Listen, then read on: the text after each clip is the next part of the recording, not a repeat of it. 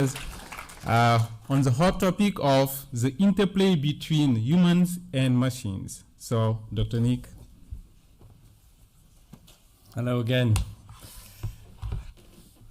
I'm wielding one of these. It's an important part of my talk. So, that's not... It's gone forward, so... No, the red one. Red one. I must have pressed it by mistake. So the technology always does this, doesn't it? Yes. So good morning, good afternoon, hello, wherever you are. The title of the talk highlights the need for humans and machines to work together in a virtuous way. So in other ways, to deliver benefits to individuals and to society as a whole. And yes, there is such a thing as society. This is not 1987. So how can that best be achieved, and how can we, as language testers, contribute to the discussion? So an opportunity for thought leadership through ALTE. We are, of course, living in the age of the fourth industrial revolution, as they call it, characterized by the digital devices, the connectivity between them, and the big data we can generate. And this screen shows some of the machines that we're referring to and we've been hearing about, so I won't dwell on that. I would say, though, that this is a continuation, for me, of a thread from my talk last year. Some of you may have been there, in our virtual reality symposium, where the medium was the message. And so we're extending that conversation, I think, and it's been going on, I would say, for about a decade. But we've been disrupted recently by the emergence of the AI, so educational artificial intelligence, on top of the educational technology which has been around for some time, including the technology we've just been hearing about. So quite basic technology has been there, but this bit in red, I think, is the bit which is concerning people. And this is also something which came up in my talk.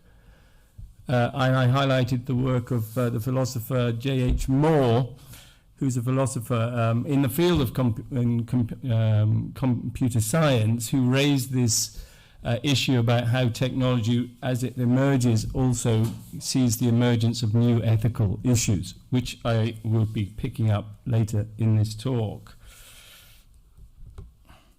So if you've bothered and had an opportunity to read the abstract, I raised these two questions about the risks and how they might be mitigated, and what we can do to ensure that we continue to interact, not put machines on one side, but continue to interact with them in a way which opens up possibilities for us to achieve better learning outcomes, better results on our tests and so forth. And I'm particularly concerned, as we are ALTE, to put this into the context of multilingualism and the issues of multilingualism as a whole, not just multilingual tests. So, in the testing context, we can ask ourselves which aspects of our assessment cycle which aspects are impacted by AI, and we've already seen some. And if you think about it, you will know what they are, and you may think whether you've got opportunities yourself. But we are also asking ourselves, well, is it just technology for its technology's sake? Are there potential benefits? And what are people concerned with? Because if we don't address those concerns, as we heard from Dominique, we may not be able to take advantages of the opportunities which are now emerging.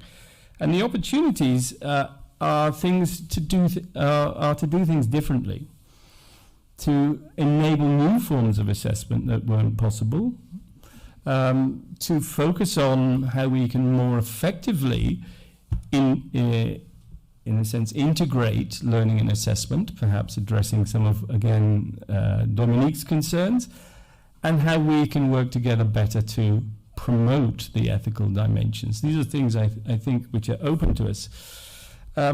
last month, the Secretariat ran a mini survey for me, asking members and others what they were concerned about.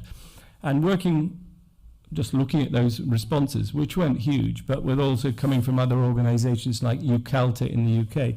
I've got these 6 points which seem to occur all the time. The top point is we must keep humans involved. And hands up if you agree. Anybody not agree? Okay. Then there's the more important bit, is the comparisons of performance with humans and machines, and issues which then are more to do with understanding AI, which are things to do with, well, data protection, risks of bias, transparency.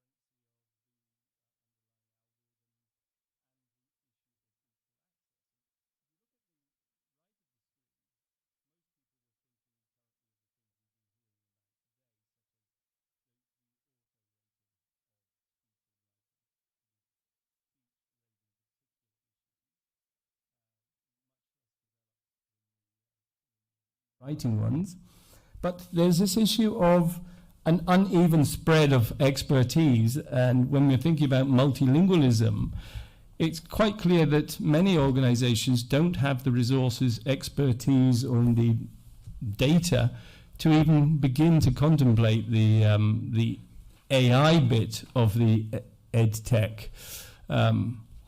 What we've seen now today and in some of the other presentations is that we can move forward with limited resources on the EdTech part, such as the video we've just heard about, in order to get further in the debate about the AI. So it could be more evenly spread across our membership if we think about it that way.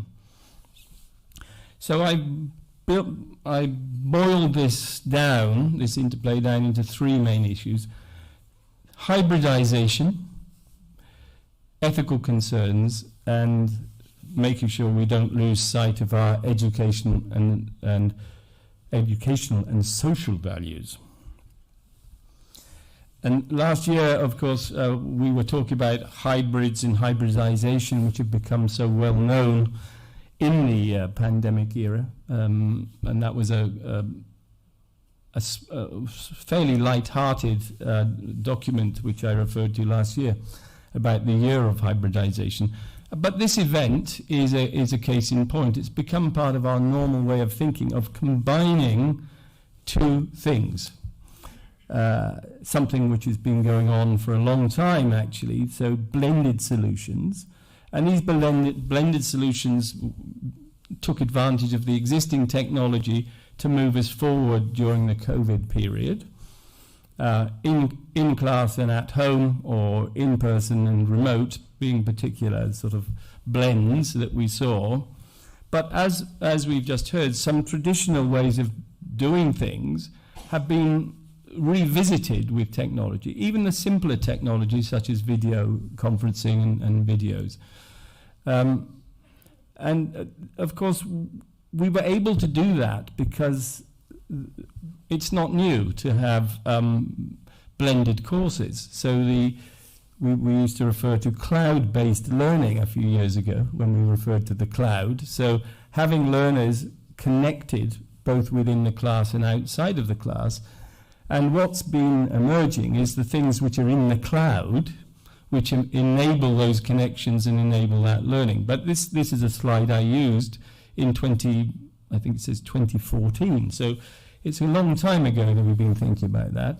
And the so-called flipped learning or flipped classroom has also been around a long time, enabling us to think about where and how we do assessment in what I call the systemic approach to learning-oriented assessment. What you can do out of class, such as self-assessment, what you do in contact with teachers and peers, and what you can do yourself if you're connected at home to the technology. So our Write and Improve program is practice in writing with formative feedback, which goes directly to the learner, but can also be used by the teacher. So the EdTech has been rushing ahead, I would say, with addition of ed AI, partly because of this need to do things outside of classrooms during the COVID period. So at home assessment with remote proctoring and an increase of automated writing and speaking. And we heard from Dominique some of the concerns that have been going on.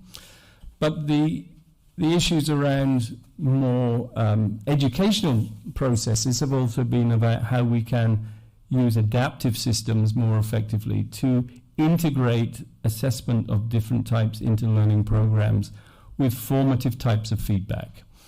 And to enable that, we've seen a vast array of development going on using mobile devices and ways in which practice and feedback can be built into the way that they work.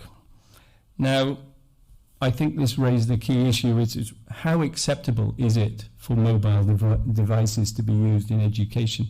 They've recently been banned from schools in China. But my previous picture had the school, the mobile device, and the learner in a virtuous triangle. So we have to find some ways to address the issue of resistance, and how might we do that?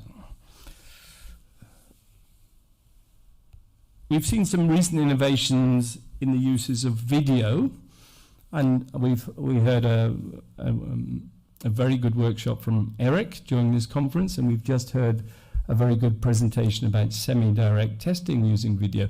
And this is a technology which is already there, which is extending how we can develop our constructs using a form of hybridization, really, which is different than we had in the past. So this is a way of conducting your current speaking test, which is normally having a teacher and an interlocutor in the room with the candidates, but where they are zoomed in the world of Zoom, and going through a very similar process with the human and the other humans, the teacher, if you like, and the learners, mediated by the technology. But in this case, it's got no AI, but you can think perhaps of how AI could help facilitate doing it better.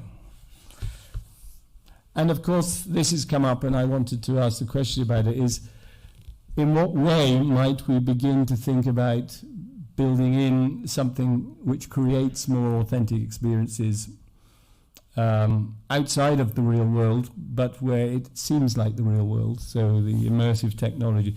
That's the Oculus headset, and I think, Francois, you mentioned the cost. That's about $300 at the moment. Google Cardboard came out about 6 years ago, and it cost about $3. So working in this space, I think we're going to have to think about the acceptability, but also the availability of these types of technology if we want to take advantage of them.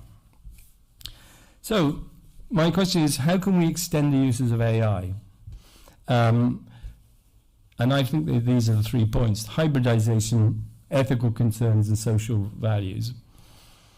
So it's a by design process. So it's creating the virtuous combination of the humans, and the humans are the ones listed there, and the machines are the ones listing there.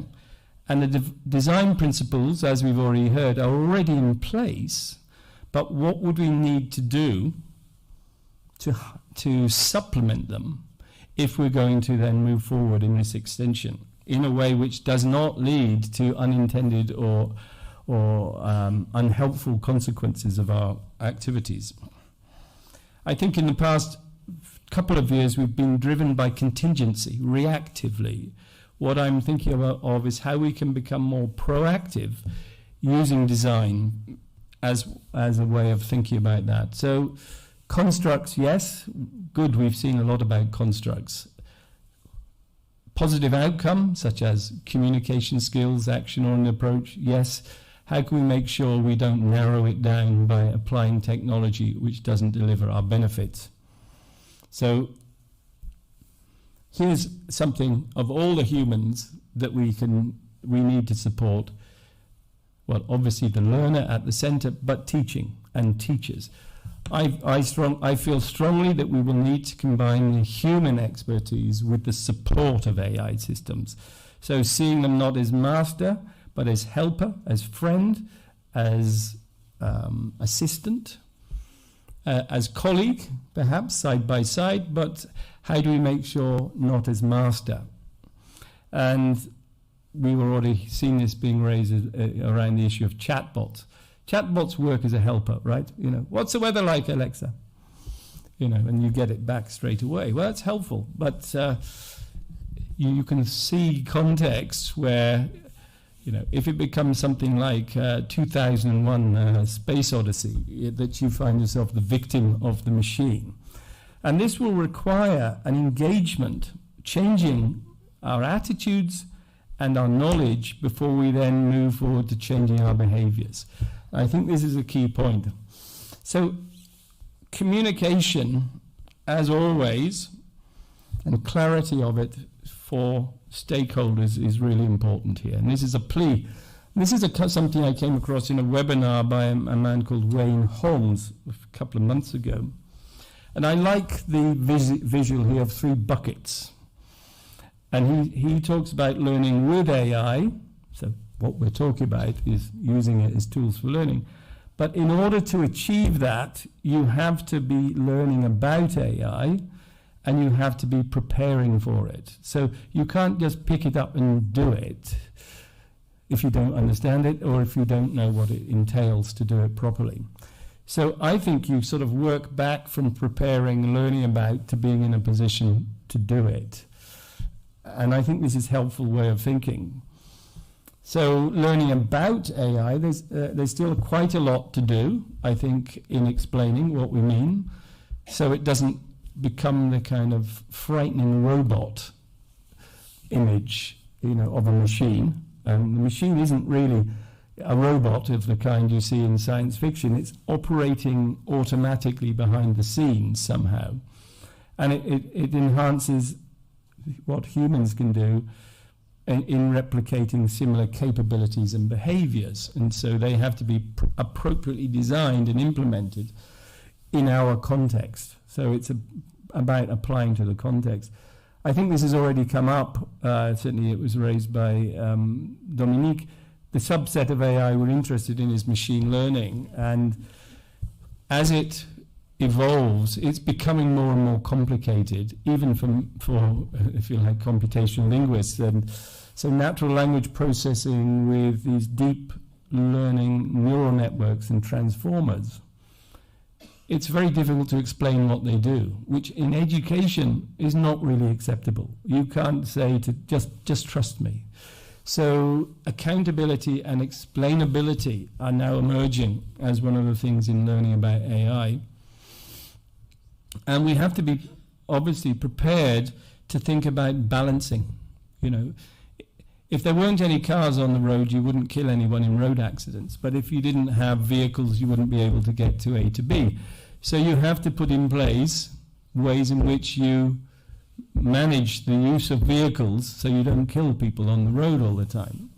So you have safe cars, you have driving licenses, you have annual revision, you change the tires and so forth.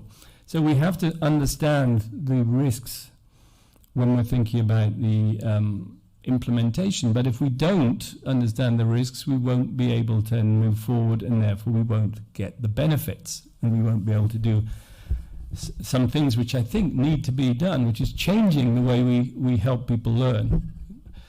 Hands up if you think having 40 children in a classroom, 3 times a week is a good way to teach them a language. Oh, no hands go up, you see. So that's the way it's done. How might we take advantage of technology to change that? So these sort of things, particularly that black box problem, worries a lot of people because they don't understand what goes on. So we have work to do, and this is what I call, well, picking up from that idea, the preparing for AI in our field, so generally speaking. And this is the idea of society existing, because it's about the system level effects across stakeholders, across the humans, not just for one human, the learner, or the teacher, but other humans, parents, policymakers, inspectors of schools. Have we got any inspectors of schools in the room? Yes, we have. So that's very good. We need to engage with those people. And it's a form of social contract, I think. And I find it very helpful using the work that came out of the MIT Media Lab a few years ago in thinking about what became known as keeping the human in the loop, which was a way of ensuring that the evolution of algorithms were supervised and monitored by humans in such a way that the autonomous systems were not allowed to escape, if you like, and become rogue systems. So it's become quite a common use in computational sciences, but I think it works very well, generally speaking, thinking about system-level effects in education. It's making sure that the people are in charge, not the machines. And then this was elaborated by the guy I put up before, about keeping society in the loop. And this is really what I'm sort of moving forward with, because as things emerge, you get a co-occurrence of things. It's not a linear development. You know, you have AI and then you understand it, then it all works. These things are emerging as people are using them, right? So it's really good if we can have a lower barrier to entry into the world of AI, to get more acceptability even in the more simple ed tech applications, so that people have a chance to engage with what it really means. And that's where we can then ensure that those people who are engaging are working with us to ensure that the bit on the left is being addressed as things emerge. So this is what we would call, in preparing for AI, EdAI, for language education, particularly, ethical readiness. And what I'm going to end with, really, and leave you with, is the need for some practical frameworks and tools which then allow us in ALTE some opportunities to engage with these issues in the way that we traditionally have done with our principles of good practice. And here's a good fun one, which came out a few years ago. We need the 10 Commandments for AI, ethical AI. I won't leave it up there for you to study, because like the 10 Commandments, you know, in the Bible, they're very helpful to know they exist, but they don't really tell you what you have to do. They sort of tell you what you mustn't do, but that doesn't solve the problem of life. So you have to get on with things. And a year ago, when I was speaking, hot off the press was this very excellent publication, which actually followed on from the work in the House of Lords in England, which gave rise to this Institute for Ethical AI in Education, which provided a very helpful report with a number of checklists, a sort of vade-mecum for anybody thinking of engaging with AI in education. But again, it's a bit too general for us. It's a sort of a wider set of principles, a bit like you know, engaging with a Hippocratic oath as a doctor. You begin to see what it means, but you still have to train as a doctor in order to not to kill people. So just to make one point, though, that this is work coming out of the English-speaking world, and I haven't personally found as much, possibly because I don't know about it, coming from the point of view of other languages. And this is something I'd like to get from ALTE members, is what is going on in your world of Italian, Romanian, Estonian, you know, Basque, all a range of languages in considering this. I'm grateful to Dominique for forwarding this very useful Enjeu d'éthique, which came out last September, and I highlighted some issues that I was thinking about when raising the role of the ami virtuel or ange gardien. So thinking about how what is a chatbot? Is it a friend or master? Yeah, let's see how we need to think about these things. So that's just a plea to you. Can you let me know if you have any of these things? But this is hot off the press this year, and this is a fantastic document. And it's very much getting at what I'm trying to communicate today. The need for ways to communicate with the humans in order to get them to understand how we can create the combination, the hybrids that we need. It's called the Artificial Intelligence for Children Toolkit, and it's less than a month old. And so I changed my presentation last week to integrate it. So what we need are actionable frameworks and real-world guidance and ways in which we can take the general and incorporate it into our specific world. So I like the idea of an AI toolkit for kids, because it's actually for kids, to protect kids, but the idea of making the understanding of it, as it were, available to children, so that even children could understand it, seems to be a kind of nice metaphor, shall we say, of what we need to do. I think it's consistent with the idea of our own idea of trying to get positive impact by design. As we've heard already, you need to design in things more effectively from the start if you want to get the outcomes you want. And it's consistent with extending our already very good principles of good practice across the whole of the ALTE membership. So there's one part of it just to highlight. I won't go into the detail because I haven't got time. It's something called FIRST. Now, it's a sort of word you might be able to remember, right? It's an acronym, of course, as usual, and it highlights these 5 words: fair, inclusive, responsible, safe, and transparent. Now, these are all good words for us, and they're already, if you like, embedded within our mission as ALTE in setting standards and sustaining diversity, and already embedded in many of our principles in how we go about assessing. So we need to see how these can be extended, and I think the first way of doing it is quite good. So you won't be able to read this. I'm going to blow it up a little bit in a minute, but you've got a checklist model. So you've got the words, what they mean, and can you tick them off? So it's a checklist model which expands the first criteria in order to set the desirable goals. So you start with what you're trying to achieve. You identify at the beginning, or if you're evaluating it when it comes to you, but I think you could build this in ab initio, the potential for harm, and you work out how you're going to mitigate the risks, the known risks, or have a mechanism for discovering them as you validate your system. So it's a very practical way to engage the humans, the participants, with the issues of AI, so that then they can learn with them when they implement them. So my question is, can we adapt this approach within ALTE's quality management system? It looks like this. So you take FAIR, and it sets out in 3 columns the goals, the potential for harm, and the mitigation. I don't know, can you read that at the back? No. I suggest you download the document. It's available free. It's a PDF.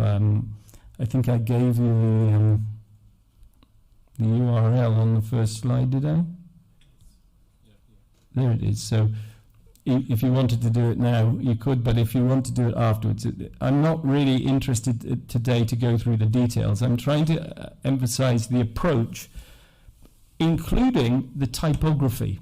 The actual quality of this document as a piece of communication is excellent. And I think you can easily understand what they're trying to get at, those who wrote this. And that's fair, that's inclusive, that's responsible, that's safe, and that's transparent. So go away and think about that and see what you think. It also, I think the way that it's set out with what they call AI labeling, how they assign the different important features that they're looking at here. So the age issue, age appropriacy, the data and data use, the sensors. These are things like, are you being watched? You know, the surveillance society. The uses and the networks. These, you know, who gets to know, how do they use it, and so forth. And this is set out in a way which, although it's focusing on kids, AI for kids, parents, of course, and teachers are probably the two main participants they're really targeting in the first instance. So the extension of the SAFE is to create these kind of highly targeted communication tools, which then gives you the opportunity as a thought leader to interact with people who are finding it difficult to sort of come to terms with it, because they have a framework. This is the first framework in which to embed the conversation. So, to conclude, I would say, how can we build on this approach for engagement? Could we adapt the first checklists for language learning and assessment with the different humans in mind that we work with? Or could we, if that's not possible, come up with our own version of that, which would be memorable and usable? And should we now be developing more guidelines for our members and those who we work with on the issue of EdTech plus AI in test development? So understanding AI for language assessment, designing integrated learning and assessment systems using EdTech plus AI, plus EdAI, and building AI systems for languages other than English and the widely spoken languages. So this is an invitation to ALTE to engage with these thoughts in order to extend our ALTE resources. And if you don't know them already, we already have a large number which work very well for targeted audiences. So can we do more and better in this going forward? I'll leave you with that. Thank you very much.